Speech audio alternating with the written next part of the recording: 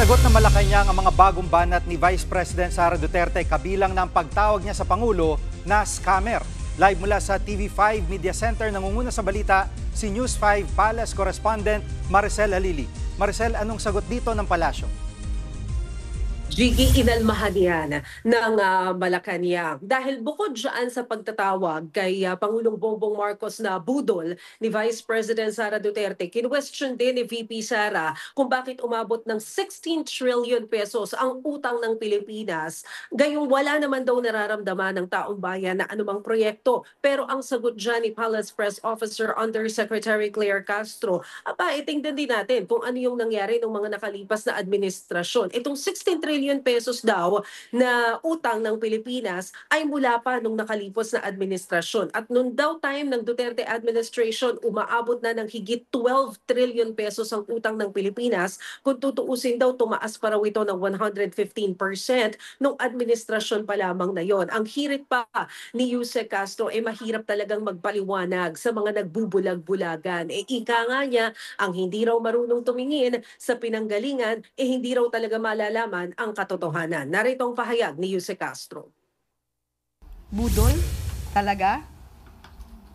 Hindi ko alam kung sino ba ang budol. Hindi natin alam kung sino ba ang bubudol. Sa panahon, sa nakikita po natin na pagtatrabaho ng Pangulo, sa pag-uutos sa amin na focus sa trabaho at hindi pamumulitika, sino ba talaga ang bubudol?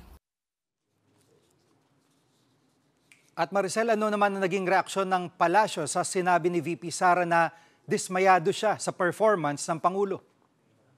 Alam mo, hindi na nagulat dito ang Palasyo, Jiggy, dahil sabi niya, mahirap daw talaga. Ganyan daw ang nangyayari kapag hindi daw talaga chinecheck ang record ng Pangulo. Hindi na rin sila nagulat kung sinabi man ni Vice President Sara Duterte doon sa Melbourne, Australia na humihingi siya ng paumanhin doon sa mga sumama sa rally kung pinili man daw niya si PBBM na maging katandem nito noong nakaraang presidential elections. Tinanong din natin ang Malacanang kung ano bang tingin ng Pangulo tungkol doon sa pagti-team up ni na PBBM at ni VP Sara nung nakaraang kampanya. Meron bang pinagsisisihan dito ang Pangulong Marcos? Narito ang tugon ni Yuse Castro. Wala po ako nadidinig sa Pangulo na siya po ay nanghinayang. Kung siya man po ay nakipag-team up sa Vice Presidente.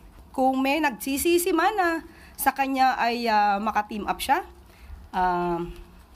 it's their loss, not the President's. Jiggy? Yan pong ulat ni Maricel Halili live mula sa TV5 Media Center. Mga kapatid, Jiggy Manikad po, iba na ang may alam at may pakialam sa panahon ngayon.